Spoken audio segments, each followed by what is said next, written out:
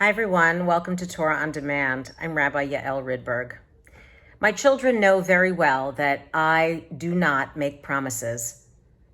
I loathe disappointing others. Having experienced serious illness, witnessed terror attacks, natural disasters, and certainly living through a global pandemic, I have learned that there are no guarantees for anyone. Nothing is promised, not one day. This week's Torah portion of Tetze, which contains 72 distinct and diverse commandments that impress moral values on the social structure of Israel, includes something important about the making of vows. Chapter 23, verse 24 reads that when you make a vow to God, do not put off fulfilling it, for God requires it of you, and you will incur guilt if you do. Whereas if you will incur no guilt if you do not vow. You must fulfill what has crossed your lips and perform what you have voluntarily vowed. So as a completely voluntary action, and obviously not required by God, it is important to know that once you make a vow, however, it must be fulfilled. Of course, in our modern day, people make vows out of desperation or impulsivity, promises to be kept that sometimes they are simply unable to fulfill for different reasons. The sages even developed a legal procedure to release people from their vows or to annul the vow altogether, called Hatarat Nidarim.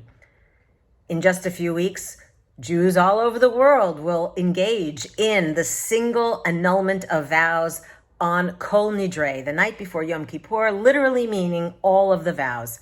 The text of the prayer declares that all solemn vows from last Yom Kippur until this Yom Kippur shall be annulled.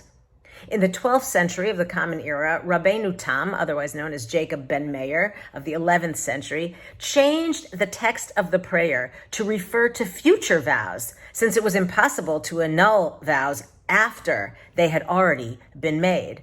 As a result, the traditional Yom Kippur text in the prayer book annuls vows from this Yom Kippur until next Yom Kippur. The Reconstructionist Machzor, Kol HaNeshama, returned the text to the original 9th century and declared our past vows to be annulled. We humans are imperfect, and we know that despite our best efforts, we have made vows that have gone unfulfilled. What does it mean to declare null and void our past vows or our future promises? Which version is most meaningful? One that reminds you not to break promises already made, or helps you discern what future vows you might choose to make or not? On Kol Nidre, we will stand before the imagined heavenly court and declare our promises to be complicated. May the words of our mouths be acceptable to ourselves and to others. Shabbat Shalom. Thanks for joining me. See you next time.